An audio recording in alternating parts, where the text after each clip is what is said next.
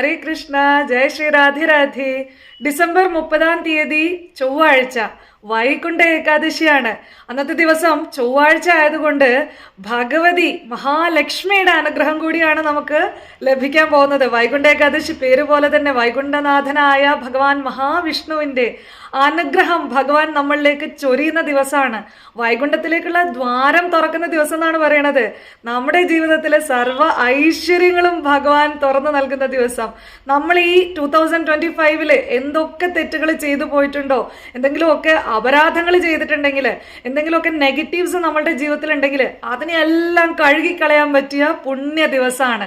ആ ദിവസം വ്രതം എടുത്തുകൊണ്ട് ഭഗവാന്റെ പാദത്തിൽ സമർപ്പിച്ച് ഇനി അങ്ങോട്ടുള്ള എൻ്റെ ജീവിതത്തിൽ ഭഗവാനെ അവിടുത്തെ കരുണ ഉണ്ടാവണേ, എനിക്ക് സർവ്വ ഐശ്വര്യങ്ങളും നൽകി അവിടുന്ന് അനുഗ്രഹിക്കണേ, എൻ്റെ ജീവിതത്തിൽ ഭഗവാന്റെ പ്രഭാവം എപ്പോഴും ഉണ്ടാവണം, ഭഗവാൻ എൻ്റെ കൂടെ തന്നെ ഉണ്ട് എന്ന ഉറച്ച മനസ്സോടുകൂടി അന്ന് നിങ്ങൾ ഭഗവാനെ പൂജിക്കുകയും അന്നത്തെ ദിവസം മിത ആഹാരിയായിട്ട് ഭഗവാന്റെ നാമങ്ങൾ എത്രയൊക്കെ ചെല്ലാൻ സാധിക്കുമോ അത്രയൊക്കെ ചെല്ലി നിങ്ങൾ വ്രതം എടുക്കുകയാണെന്നുണ്ടെങ്കിൽ സദാ മഹാലക്ഷ്മിയുടെ അനുഗ്രഹം ഉണ്ടാവും.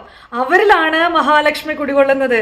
അപ്പൊ തീർച്ചയായിട്ടും ഈ ദിവസം മിസ് ചെയ്യാതെ നിങ്ങൾ ഭഗവാന്റെ നാമങ്ങൾ ഉച്ചരിച്ചുകൊണ്ട് മിത ആഹാരിയായി അന്നത്തെ ദിവസം നിങ്ങളെ കൊണ്ടാവുന്ന നല്ല പ്രവൃത്തികളൊക്കെ ചെയ്തുകൊണ്ട് ആ ദിവസം നിങ്ങൾ വ്രതം എടുത്തോളൂ. നിങ്ങൾക്ക് സർവ്വ ഐശ്വര്യങ്ങളും നൽകി മഹാലക്ഷ്മി നിങ്ങളെ അനുഗ്രഹിക്കുന്നതാണ്.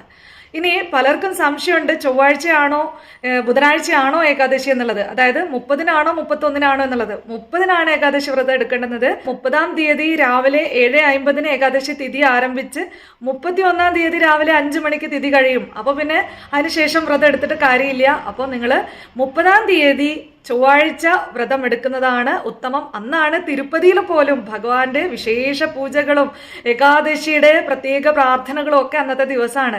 അപ്പൊ ആ ദിവസം നിങ്ങളും ഭഗവാനെ പൂജിച്ചോളൂ. നിങ്ങളുടെ ജീവിതത്തിലും ഭഗവാൻ സർവ്വ ഐശ്വര്യങ്ങളും നൽകി നിങ്ങളെ അനുഗ്രഹിക്കുന്നതാണ്.